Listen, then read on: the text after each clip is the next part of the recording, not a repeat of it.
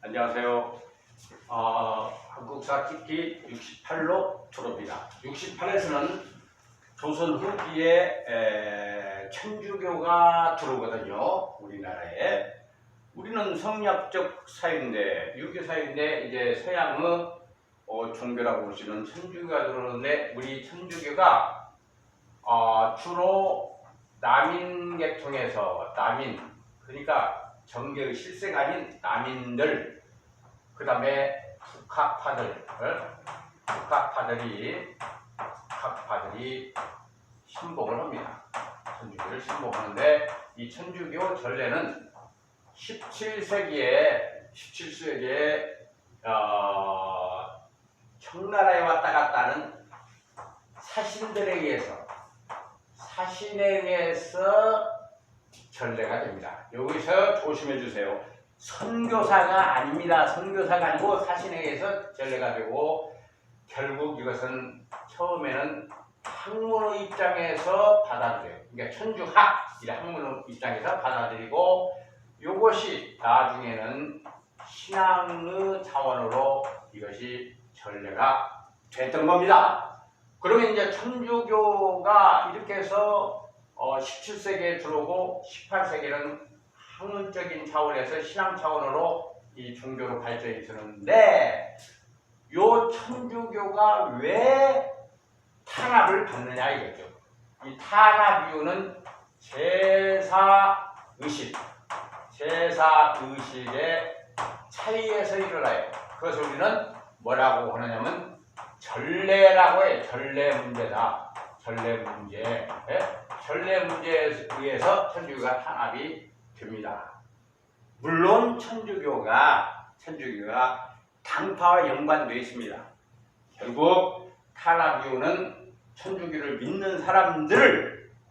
믿지 않는 사람들이 제거하기 위한 그런 정치적인 이유도 있지만, 근본적인 탄압 이유는 전례 문제다 하는 것을 기억을 해주기 바랍니다. 그러면 천주교가 탄압을 받게 되는 전초 단계가 있어요. 하나가 추조 적발 사건이에요. 추조 적발 사건.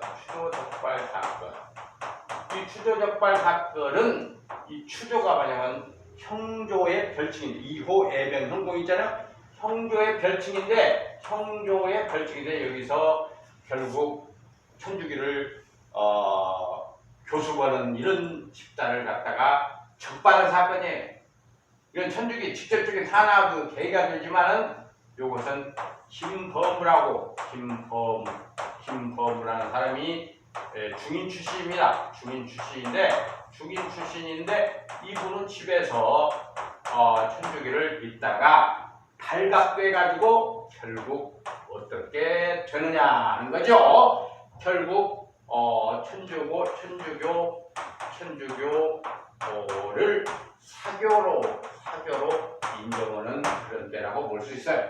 이거 정조 때 가지고 있습니다.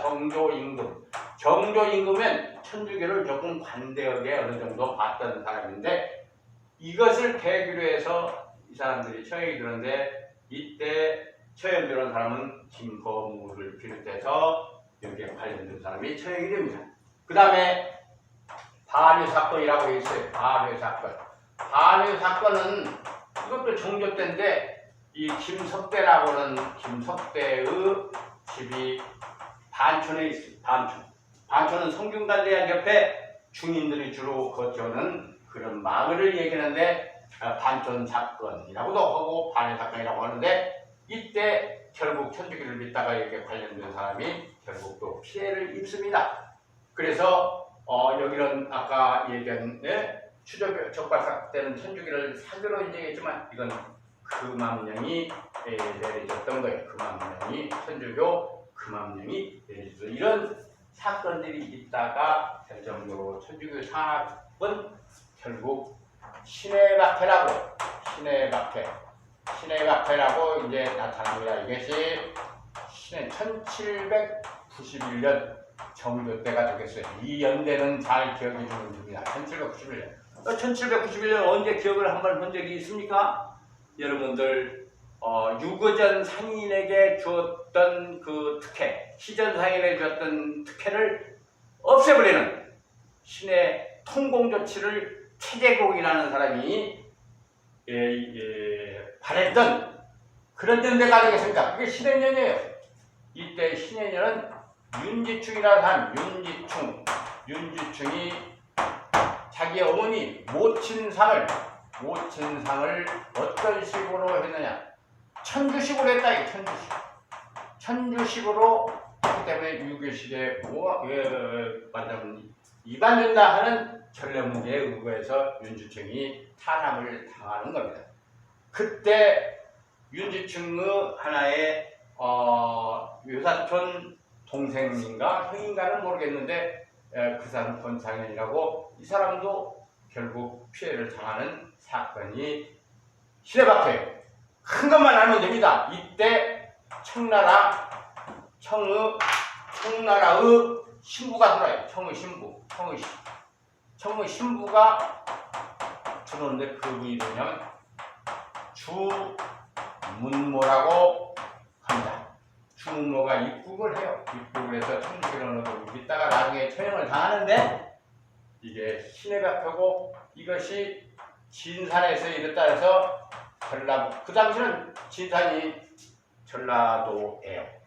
지금은 충청도가 되겠습니다. 그래서 진산 사건이라고 하는데 이것이 천주교박해의 포시라고 볼 수 있어요. 크게 이게 정조 때라서 크게 탄압을 하지는 않았습니다. 그러다가 신유박해라고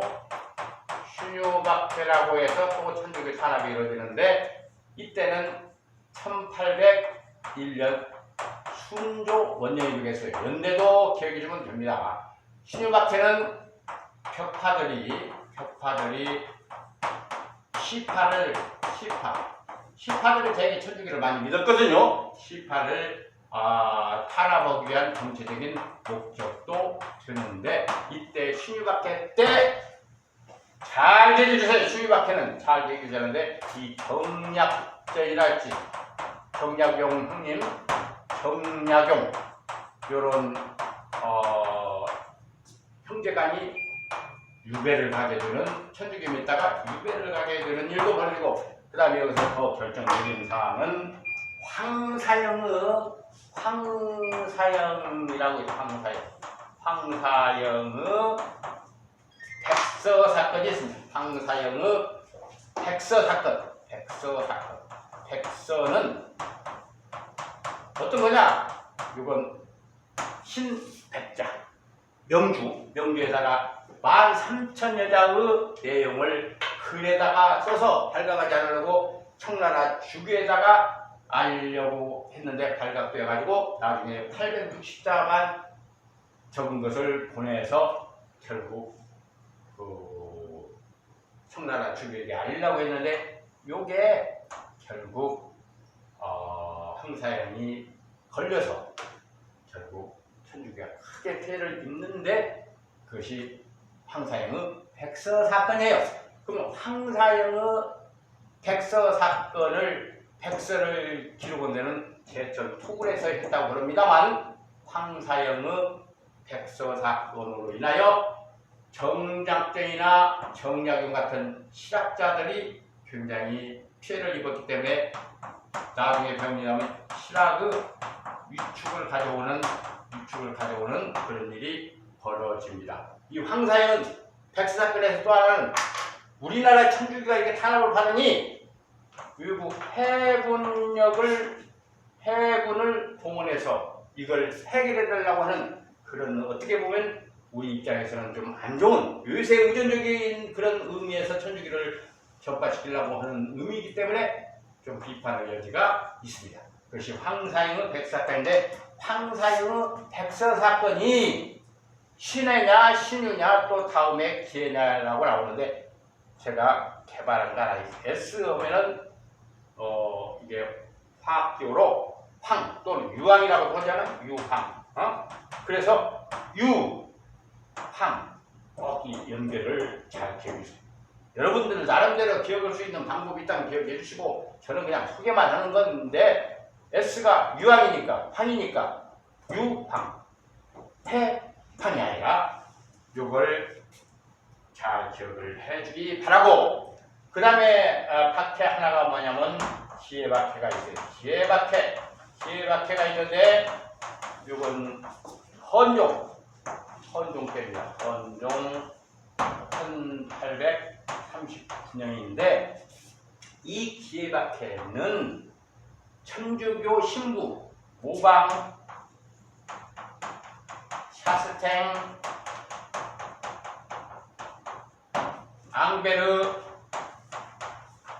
이런 외국 신부가 처형을 당하고 그 다음에 이때 정하상이나 또 기억해야 할 인물입니다. 자, 여기에 좁아서 이쪽으로 끌고 왔는데 정하상이라고 해요. 정하상. 기억해줘야 할 인물입니다. 정하상. 이분이 전 저서가 뭐냐?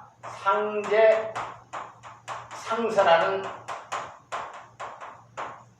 최초 우리나라 천주교를 옹호한 포교론을 주장한 최초의 저서가 상제상서인데 이 기억해줘요. 이 정하상은 누구냐? 정약용의 조카이면서 정약용의 아들이에요. 정약용 큰형의 아들이 이걸 포교론을 하다가 결국 발각돼서 크게 피해를 당합니다.